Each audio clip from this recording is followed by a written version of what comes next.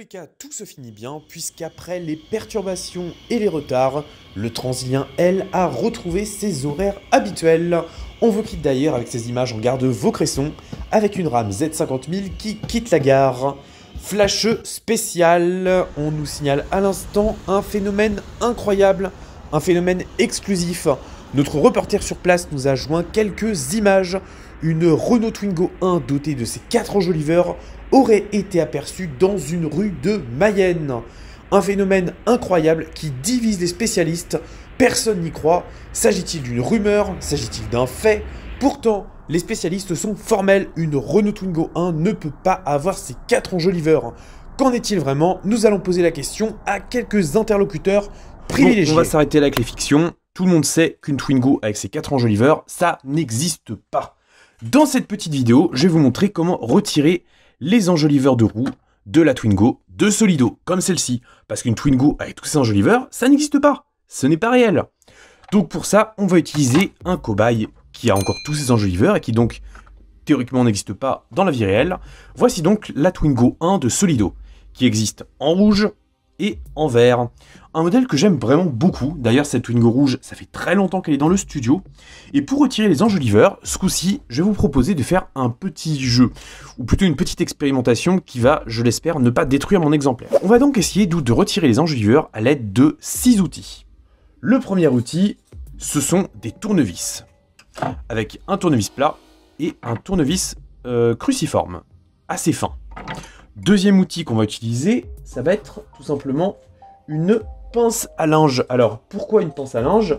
Parce que si on démonte la pince à linge, on découvre qu'on a 3 parties. On a 2 parties en bois ou en plastique, mais ça, on s'en fout. Et on a surtout une petite partie comme ça en métal. Et si vous regardez bien, là, ça fait un crochet. Et pour retirer un enjoliveur, c'est plutôt un truc pas mal.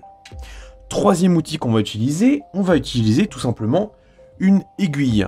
Alors, j'ai pas de seringue sous la main. On va utiliser tout simplement l'aiguille d'une petite colle Révèle, en faisant en sorte de ne pas appuyer dessus, parce que le but c'est pas de coller l'enjoliveur, sinon ça va avoir l'effet inverse. Donc ça va être notre troisième outil. Le quatrième outil, on va utiliser un petit ouvre-porte fourni par chez Solido, mais il y en a chez tous les fabricants, hein, bien sûr. Donc c'est ça, c'est une petite pièce plastique que je vais vous ouvrir. Ça, pareil. Et on a donc un petit clip qui permet en fait d'ouvrir une porte. Et ça marche très bien. Mais on va voir si ça peut également retirer un enjoliveur. Cinquième outil, on va utiliser, là c'est un peu plus surprenant, on va utiliser un furet. Alors non, pas l'animal. En fait, c'est tout simplement un furet qui permet de retirer des cheveux ou des trucs qui sont coincés dans un évier ou dans une douche. Et en fait, quand on appuie, ça fait sortir des petits picots. Et donc je me suis dit, ça pourrait être marrant d'essayer de retirer l'enjoliveur avec ça. Est-ce que ça a marché ou pas? Honnêtement, j'en sais trop rien, j'ai un peu peur du résultat. Et le sixième outil qu'on va utiliser, ça va être tout simplement des pinces à épiler. Alors, il y en a de différentes sortes, il y en a qui sont pour je sais pas quoi, enfin bon bref, tout ça, ça va être utile. Et donc on va essayer. Allez, c'est parti pour cette petite vidéo tutoriel. Il est maintenant temps de passer aux essais. On va donc commencer avec le tournevis et on va essayer de s'acharner dans un premier temps sur l'enjoliveur. Allez, lequel? On va commencer par l'avant-droit. Alors, avant de commencer, faisons un petit peu d'observation, parce que il faut réfléchir avant d'agir, dit le dicton. Si on retourne la miniature, on découvre qu'en fait, on a des disques et étriers de frein à l'avant, donc jusque là c'est logique. À l'arrière, on est sur des freins à tambour.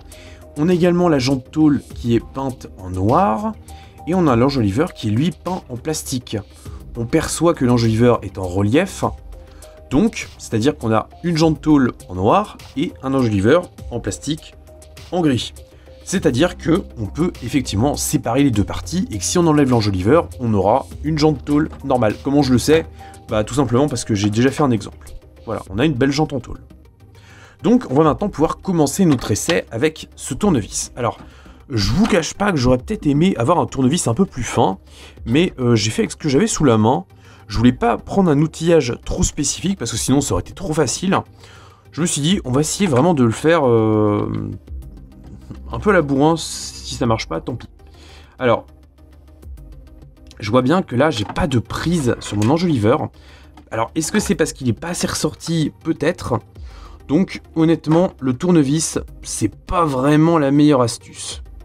Ou alors, il faut quelque chose de vraiment beaucoup plus fin. Mais là, comme on fait avec des outils classiques, on va pas faire. Donc ça, on y reviendra peut-être tout à l'heure, mais les tournevis, c'est non. Deuxième outil, on va essayer avec le clip de pince à linge. Alors, le but, il va être très simple, c'est insérer cette partie-là dans l'enjoliveur, et que ça, une fois qu'on est dedans, bam, on tire, et on espère qu'il n'y ait que l'enjoliveur qui vienne, et pas le reste. On est parti. Donc, j'insère mon petit clip dans l'un des trous de l'enjoliveur. Alors effectivement, ça va certainement altérer un petit peu l'enjoliveur sur ses bords. Bon, dans tous les cas, des Twingo Solido, j'en ai eu beaucoup. Bien sûr, j'ai retiré des enjoliveurs sur certaines, donc c'est pas trop grave. Donc là, je suis passé dessous, et maintenant, je vais tout simplement tirer. Et là, l'enjoliveur est parti. On peut voir qu'on a tout simplement un léger point de colle au centre, et rien d'autre. Donc, le clip de pince à linge, oui, mais ça fait des dégâts. L'enjoliveur, on peut le voir, il lui manque une patte sur les côtés, donc c'est un peu dommage. Mais bon, on va dire que ça fait le travail. On passe au troisième outil, l'aiguille de seringue. Donc là, en l'occurrence, je vous rappelle, c'est l'aiguille d'une colle Rével. Alors, le principe, il est très simple, mais il est également très bête. C'est tout simplement, plutôt que de tirer, on va essayer de pousser. Alors pour le pousser, il faut tout simplement passer sous notre Twingo de Solido. Alors évidemment, celui-là est déjà retiré, donc on va pas retravailler dessus. On va en prendre un autre. En l'occurrence, c'est l'arrière droit. Alors, je sais pas si cette technique va marcher ou pas. Déjà, il va falloir faire en sorte qu'il n'y ait pas de colle qui sorte. Donc évidemment, ne soyez pas aussi bête que moi. Faites ça avec un tube vide ou alors vraiment quelque chose de très fin. Et surtout, faites gaffe de ne pas vous piquer. Donc le but en fait, ça va être de se placer. Ça, si on appuie juste sur l'enjoliveur. Alors est-ce que ça va marcher? Bon. Fausse route. Ok, double fausse route. C'est une idée de merde. Ça, l'aiguille de seringue, c'est non. On passe à l'ouvre-porte de chez Solido. Alors, je triche un peu, je vais en utiliser un deuxième. Et ce coup-ci, on va s'intéresser à la jante avant gauche. Alors, l'idée, le principe cette fois, c'est qu'on va le tirer avec 2 points d'appui. Alors, je pourrais effectivement le glisser dans les trous de l'enjoliveur, mais je pense que j'aurai plus de poids si j'insère mon outil justement sur les bords de l'enjoliveur. Donc, je vais éviter la zone où il y a le trou qui est trop près, parce que ça pourrait plus facilement se fragiliser. Donc, je vais placer l'un de mes outils ici, et le second ici. Alors, pour que ça rentre, il va falloir appuyer un petit peu. L'idée, c'est vraiment de réussir à passer l'outil entre l'enjoliveur et la jante. Bon, alors ce qui vient de se passer, à droite l'outil que j'ai utilisé, à gauche l'outil que je n'ai pas encore utilisé, on voit bien que l'appareil est détruit. Donc c'est pas assez résistant. J'aurais peut-être dû prévoir plus d'outils pour ce tuto. Bon, les ouvre-portes, c'est non. On passe maintenant au 5e outil. On va utiliser cette fois les pinces à épiler. Alors, le principe cette fois, ça va être d'essayer de glisser la pince dans l'un des trous de l'enjoliveur. Et vu que j'en ai utilisé plusieurs, ça va peut-être permettre de répartir la force et donc de réduire la casse. Alors, le but, là encore une fois, c'est essayer de se greffer entre l'enjoliveur et la roue. Donc là, j'ai réussi à en glisser une au niveau d'un des trous. Voilà, on peut voir que là, elle est passée un peu derrière, donc ça c'est pas mal. Maintenant, on va essayer de faire pareil de l'autre côté. J'avais prévu 3 pinces, mais je pense que 2 vont pouvoir faire l'affaire. Du moins, j'espère. Donc là, encore une fois, je pense que l'enjoliveur va être détruit. Effectivement, c'est pas très beau à voir. Et normalement, si je fais contrepoids, eh ben, ça ne marche pas. Eh ben si, ça a marché. Ok. Alors bon, on peut voir que l'enjoliveur, il est quand même pas mal altéré. Donc effectivement, cette méthode-là, si vous voulez avoir de beaux enjoliveurs, c'est pas la bonne. Et je me suis jeté sur la tête. Mais néanmoins, le résultat est quand même là. En plus, comble du réalisme, on a le bord de jante qui est rayé. Donc c'est typiquement la Twingo qui s'est bouffé un trottoir. Donc niveau réalisme, c'est très bien. En fait, c'est une bonne méthode. Bon, c'est un peu bourrin, mais je la valide. Donc les pinces à épiler, c'est oui, mais ça fait encore un peu de dégâts. Maintenant, on passe au dernier outil de cette petite vidéo, c'est donc le furet. Alors, le furet, c'est pas un outil qui est très commun, mais pourtant on le trouve assez facilement. Je vous mets, si vous voulez, un lien dans la description pour l'acheter. Comme ça, si ça marche pas pour les enjoliveurs, ça vous permettra peut-être de retirer des cheveux dans un évier ou autre. Donc ça peut toujours être pratique d'avoir ça. On va s'attaquer à notre enjoliveur arrière droit. Alors, je vais me mettre en position. Le but, on a, sur nos enjoliveurs, on a 6 trous. Au niveau de notre furet, donc là j'appuie sur le bouton, on a 4 pattes. Donc effectivement, il va nous manquer 2 pattes. Donc on va essayer de s'appuyer uniquement sur 4 des 6 trous. On va insérer le furet, et une fois que je l'ai fait, je relâche un peu et je tire comme un bourrin en espérant que ça fasse aucun dégât. Sur le papier, ça me semble vraiment être une bonne idée. Maintenant, est-ce que ça va être le cas dans la réalité? Honnêtement, j'en sais trop rien parce que j'ai pas encore testé. Effectivement, ça va pas être si simple que ça. Donc je vais d'abord essayer de passer ceux du bas. D'ailleurs, oui, c'est vraiment pas simple du tout.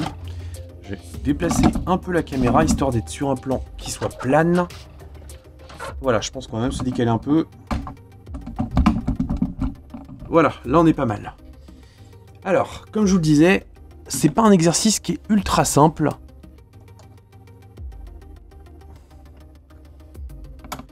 Ouais, effectivement, c'est loin d'être aussi simple que ce que je pensais. C'est là qu'on voit la différence entre la théorie et la pratique.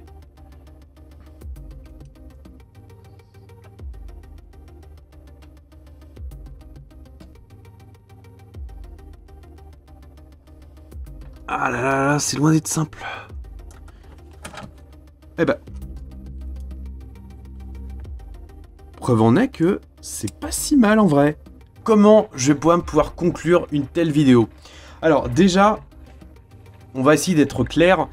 Je ne pense pas qu'il y ait une manière réellement propre de retirer ces enjoliveurs. Ou alors du moins peut-être une dernière, tout simplement en le chauffant à l'aide d'un sèche-cheveux. Allez Jamy, on quitte le studio.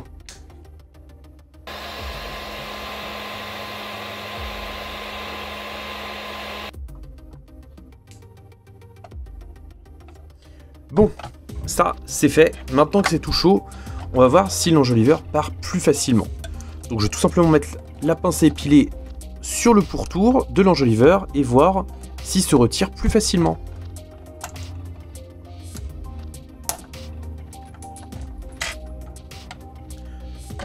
Bon, ça permet de conclure un peu plus proprement cette vidéo. Effectivement, la force, c'est pas mal, ça peut servir dans certains cas, comme pour faire un déménagement, comme pour essayer de gagner un combat de boxe, mais pour retirer des enjoliveurs, eh ben, il n'y a pas de secret. Si vous avez une Twingo à l'échelle 1, vous frottez quelques trottoirs et ça le fera parfaitement. Si vous avez une Twingo en 18ème, vous chauffez à l'aide d'un sèche-cheveux, vous faites une légère pression et poum, il s'éjecte tout seul et ça fait parfaitement le travail. J'espère donc que cette petite vidéo vous aura plu. Si vous voulez d'autres vidéos tutoriels un peu dans le même type, n'hésitez pas, moi ça me ferait toujours plaisir de le faire. Sur ce, prenez soin de vous et de votre famille, conduisez pas comme des pirates, surtout en ville, et bye bye. Et pour l'outro, j'ai rien prévu, donc on va faire tourner le plateau. Ouais bon, on a connu une meilleure outro, hein, c'est pas grave.